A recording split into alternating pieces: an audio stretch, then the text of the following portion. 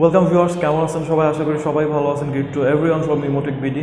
তো আজকে আমি ডিসকাস করব হচ্ছে এবি ব্যাংকের স্টুডেন্ট অ্যাকাউন্ট নিয়ে। আপনি যদি একটা স্টুডেন্ট অ্যাকাউন্ট খোলার কথা চিন্তা করেন তো এই ভিডিও অবশ্যই আপনার জন্য। তো লেটস বিগাইন।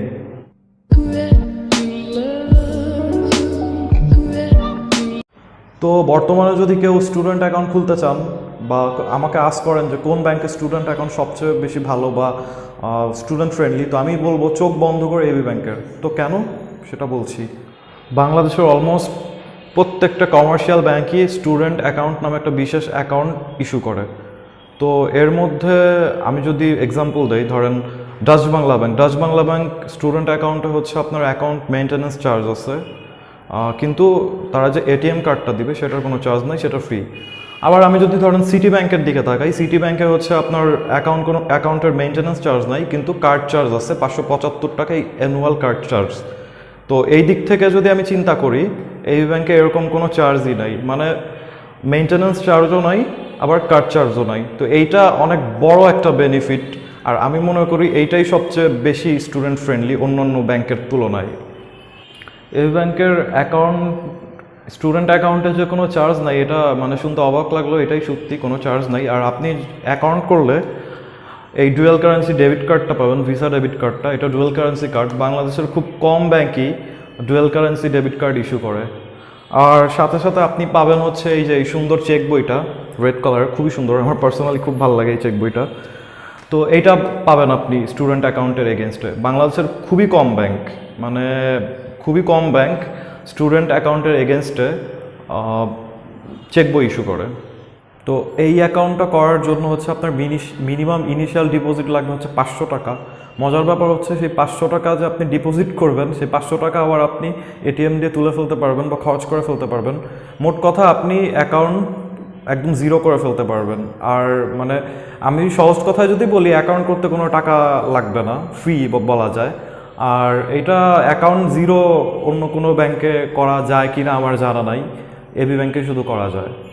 তো এবি ব্যাংকের স্টুডেন্ট অ্যাকাউন্টের এগেনস্টে আপনি 6% ইন্টারেস্ট রেট পাবেন, যেটা বাংলাদেশের আর কোনো ব্যাংকই স্টুডেন্ট অ্যাকাউন্টের এগেনস্টে 6% ইন্টারেস্ট রেট দেয় না। আর আরেকটা ব্যাপার হচ্ছে, এই ইন্টারেস্ট রেট একটা সময় 8% ছিল, তো বাংলাদেশ ব্যাংকের নতুন রুলসের কারণে সেটা 6%-এ ডিক্রিজ হয়েছে।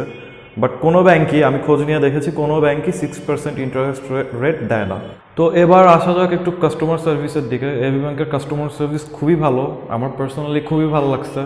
আপনি এবি ব্যাংকের যে হেল্পলাইন নাম্বার আছে ওইটায় কল করলে সাথে সাথেই আপনি কানেক্ট করতে পারবেন।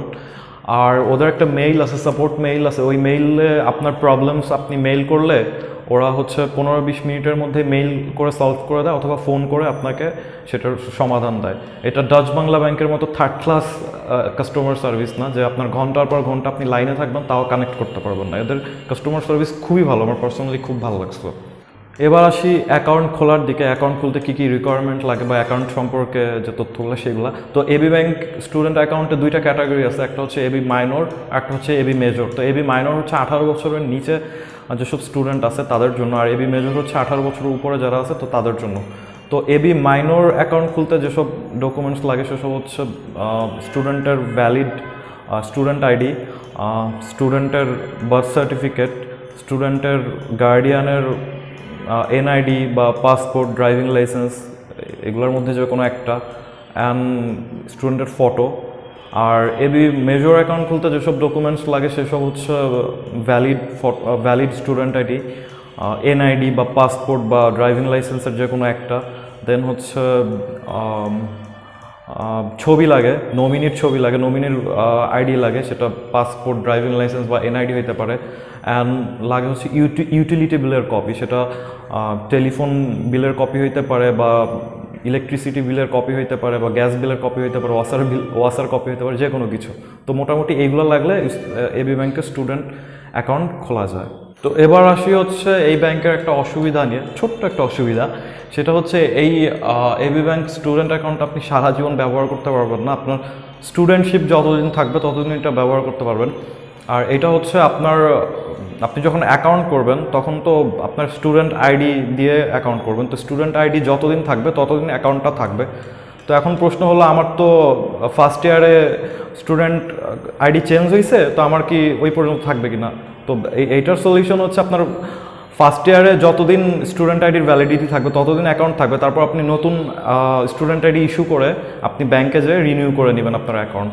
তো এরকম আপনি রিনিউ করবেন, বাট আলটিমেটলি আপনার স্টুডেন্টশিপ যতদিন থাকবে অ্যাকাউন্টটাও ততদিন থাকবে। তারপরে হচ্ছে আপনি যদি চান এই অ্যাকাউন্টটা ইউজ করতে, আপনি পারবেন না, তো এরপরে আপনার অ্যাকাউন্ট ক্লোজ করতে হবে। আর যদি ক্লোজ না করতে চান সেক্ষেত্রে এটা জেনারেল সেভিংস অ্যাকাউন্টে আপনি কনভার্ট করে নিতে পারবেন। তো মোটামুটি এই ছিল এবি ব্যাংক স্টুডেন্ট অ্যাকাউন্টসের A to Z। আমি ট্রাই করছি শর্টকাটের মধ্যে যত ইনফরমেশনগুলো আছে সব দিতে। তারপর যদি কোনো ইনফরমেশন আপনার প্রয়োজন হয় বা কোনো কিছু জানার থাকে আপনি কমেন্ট করতে পারেন, কমেন্ট বক্স সবসময় আপনাদের জন্য খোলা। তো আজকের ভিডিও এই পর্যন্তই। ভিডিও ভালো লাগলে অবশ্যই লাইক দেবেন, শেয়ার করবেন, সাবস্ক্রাইব করতে ভুলবেন না। আজকের মতো আমি সাইনিং আউট, টাটা।